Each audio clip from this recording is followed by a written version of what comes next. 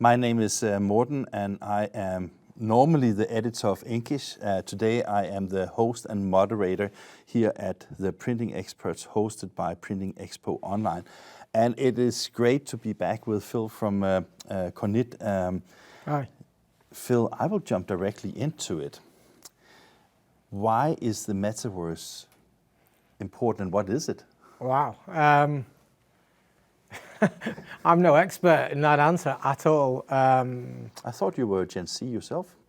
Yeah, look, you can tell, right? So, well, I think, look, let me kind of put it this way, and I'm absolutely no expert, but we're working with a number of different companies that are, one in particular that you'll see at the end of the video, at the end, who's very much a kind of startup in the metaverse and sustainable fashion. The whole vision is perfect. But metaverse, for those that, let me try and make it simple. You have three stages of the internet.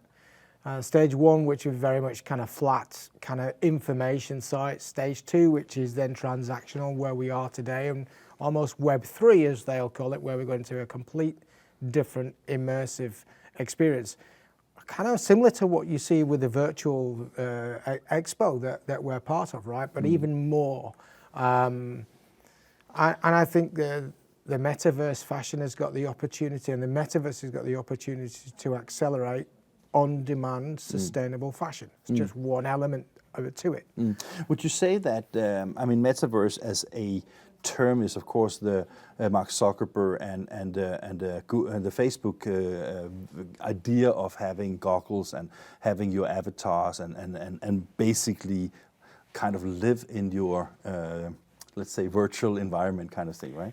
My wife and I are constantly saying, how do we get my 16-year-old son off the Xbox, right? And he's no goggles on, but he's still living in his own world. And that's the challenge. There's the ethical part, the society part, but there's the commercial part to it. But it's there. It's not going anywhere. No. It's like, how do we adapt to it? Yeah, and I think it's a great conversation. We had a chat about it during your lunch break today, because we spoke a little bit about, can you, shall you, must you do something in order, or should we just follow what is actually possible?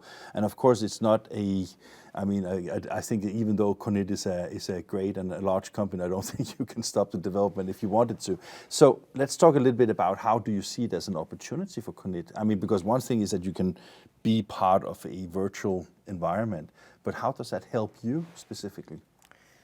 I think our technology really lends itself to the future of e-commerce, the future of how Gen Z, Gen Alpha, who are slowly going to become the kind of workforce, right? The consumers and the people in the workforce. It's how they want to interact, how they want to live, and it's blending those two worlds together that we're all comfortable with that. So I think sustainable, on-demand, local production at the highest quality that can be turned around very quickly, last mile, cutting down the amount of logistics and transportation and storage that we currently have in a textile industry today, just leads itself perfectly that, people want what they want, when they want it, without killing the planet.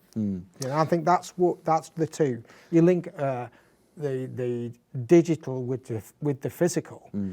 But do it in the most cost-effective, most sustainable way. Actually, it's kind of, maybe for the audience, they may think it's a kind of a strange way to go directly into talking about the metaverse. But of course, we saw a film from ITMA now, because you're basically going to Milan. And I like that you were expressing or explaining how you see the Web 1, 2, and 3 and how things are developing.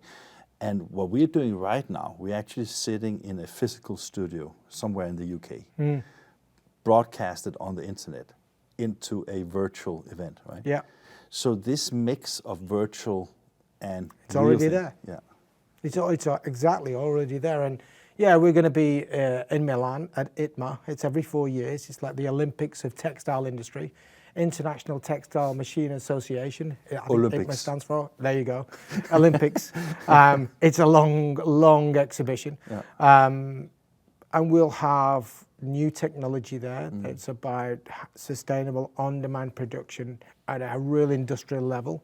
But we will be combining that with a lot of far-reaching technology on, things like artificial intelligence fitting. How does that work today? How do you try things on in the metaverse, right? So all of these things we've got to get around to give a consumer a sustainable experience in buying fashion. And that's not necessarily just Kornit's responsibility, but the customers that we work with. So the video at the end, Digital Twin, is a perfect example of that. I forgot to ask you one question when we had the first session, and because we spoke a little bit about how the world is changing to become more and more digital. And you said to me, basically, we from Kornit don't even expect it to be like fully digital. It will be a combination. Maybe when we talk about physical events versus virtual events and how we see the future, maybe that is also basically getting the best of both worlds, right? Definitely. Another example of blending those two worlds is augmented reality in a physical product. So how can you capture your absolute most famous sporting event into a garment that is a printed garment, but also you can use technology to bring that to life through augmented reality. So I think the blending of the two worlds will continue to the point where maybe in the future, maybe our kids and maybe our kids' kids won't know any difference. It will just be natural. I have kids today that are digital natives. They've never known anything else but really the internet version 2. Yeah, the next generation will only know internet version 3. It's kind of crazy what that will look like. One thing is that we can. Another thing is that how we utilize these things.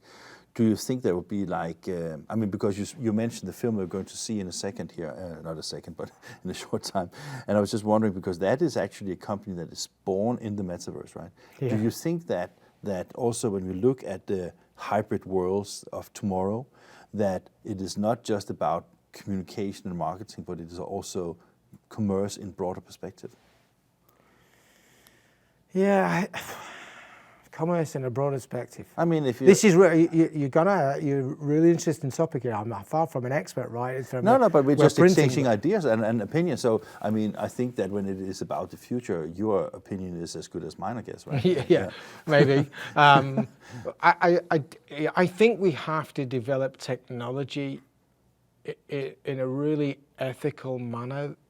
Everybody, not just Kornit, that is in tune with the digital world without creating more excess.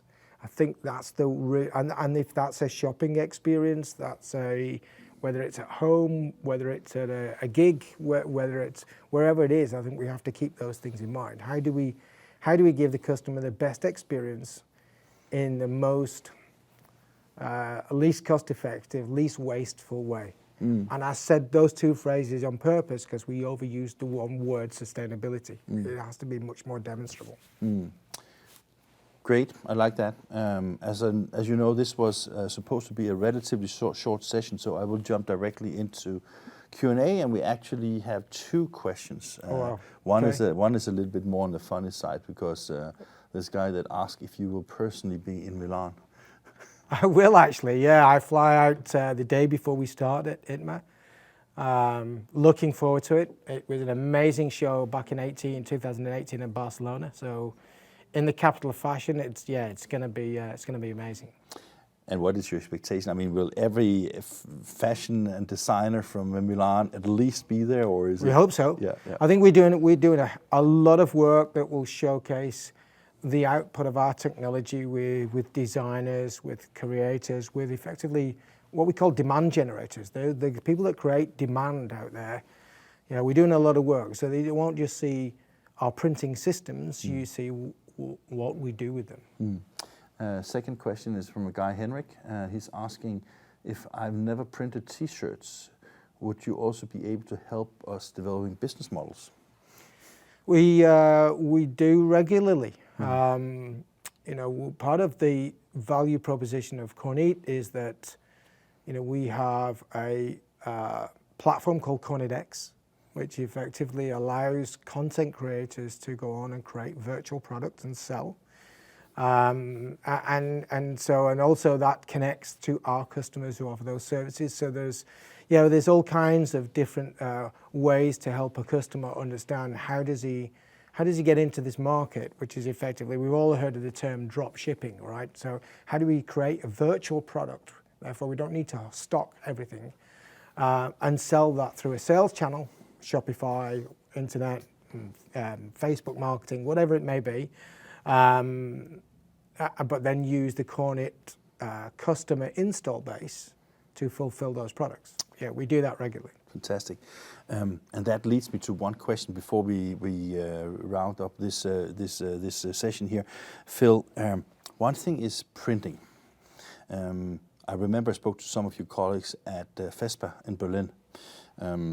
What about all the sewing and all the designing and all those kind of things? When you do one-off, I guess that is hand sewn, or do you have machines for that as well? Or how does it look? We don't do the sewing machines. No. But do they exist for like automated kind of sewing? Not yet automated. Okay. I think that's a future. Someone knows to create these sewing bots. There are customers, there are people out there that's looking at those technologies. I saw a piece of technology earlier in the year that was a automated or robotic mannequin. So you could change this. It's amazing. So I think the automated fitting is one thing. Then there will we do there's technology of automated cutting.